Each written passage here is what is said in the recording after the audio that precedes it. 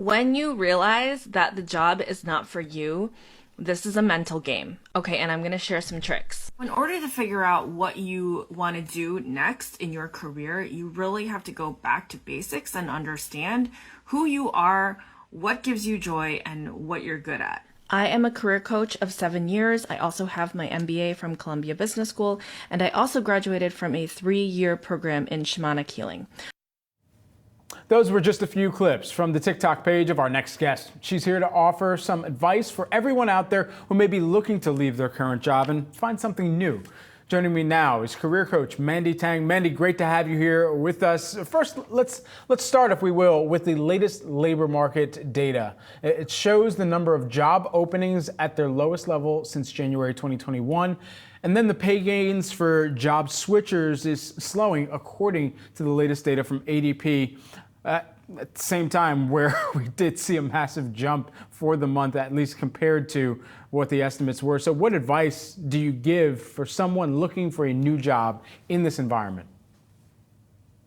Well, I think the biggest thing that you have to do in this kind of environment is you have to have a lot of resilience, because the market is tough. And it used to be that it would take maybe 2 months, 3 months, and you could land a new job. And now what we're seeing is that it's just taking longer. It's taking 5 to 6 months, sometimes more.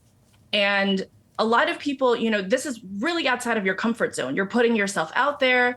You are having to network, which is terrifying. You're having to apply. All the while, you're probably applying to a job because you're unhappy with your current one. So it really is about managing your energy levels, managing your own expectations, and going into it with a state of mind of resilience. What is the best month to look for a job? So technically, the best month is probably going to be January, February. So the beginning of the year when people are kind of back from the holidays. That being said, yes, there are like certain seasons that are generally good, January, February, like I said, and then May, June, so right before summer vacations, and of course, September, October, which we're in the tail end of. A lot of people are going to say, holidays are coming up. Should I just wait? Like, there's no point in applying. My advice is that there's no perfect time to apply for a job. And if you are unhappy, then you should start looking, because the process does take quite a few months. Are there tells about the time of the year in which you see a listing go up from a company about how much they might need that position to be filled, where you can negotiate better, and where you can ultimately make sure that you yourself are showing up fully for the ability to take on that new position as well?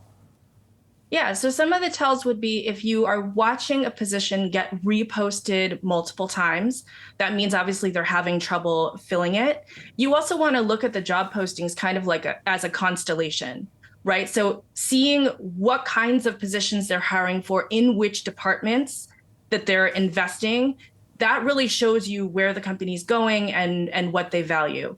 In terms of how you can show up, I think that a lot of people feel like this is a very high stakes game. Like, there's one company that I want and it's my dream company. And if I don't get that job, then I'm a failure and I should just stop. I think we need to look at it way more incrementally, as a series of small bets where you can say, okay, I'm kind of interested in this company here. I'm kind of interested in that company there.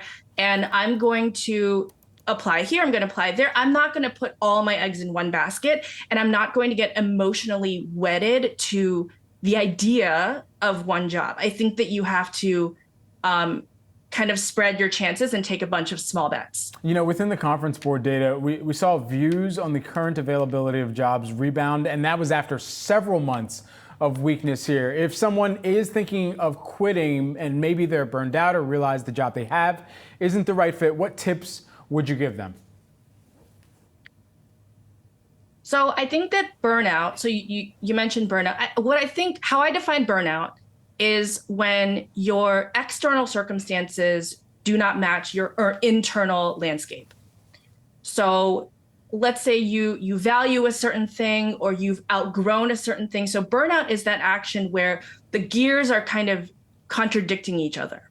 Okay. And what that leads to is a lot of emotional exhaustion, and a lot of tiredness. We feel like it takes a lot to even show up because we have to mask at work. We have to pretend that we're happy when we're not, right? And so what I really think the answer is to look inside and be like, what matters to me now? Kind of get current with your aspirations and your dreams, because Yeah. they could have changed. They could have changed in the past 6 months. Get current with that and then think about, okay, so how do I feel inside? And Right. then what can I do to make my external circumstances match that, to match that energy? Career coach Mandy Tang. Mandy, thanks so much for taking the time here with us. Very valuable tips and insights. Really appreciate it. Thank you.